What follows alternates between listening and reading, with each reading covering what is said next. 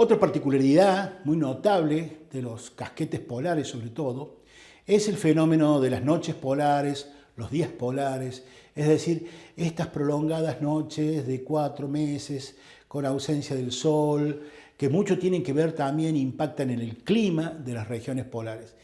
Estas largas noches polares en el invierno y los días polares en el verano tienen que ver con la inclinación del eje de rotación de la Tierra. La rotación terrestre tiene una inclinación de 23 grados con respecto al plano de la eclíptica, al plano en el cual la Tierra se traslada alrededor del Sol. Y estos 23 grados son los que hacen que cuando en un casquete polar es permanentemente de día, en el otro es permanentemente de noche y genera las noches polares.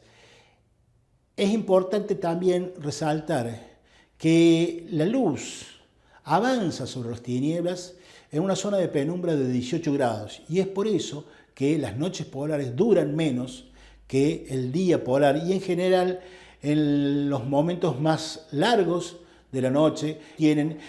aproximadamente 5 meses de duración y no los 6 meses que uno pensaría pensando en que mitad y mitad es de noche y de día. Por supuesto que entre lo que es la noche polar y el día polar, en las regiones polares se producen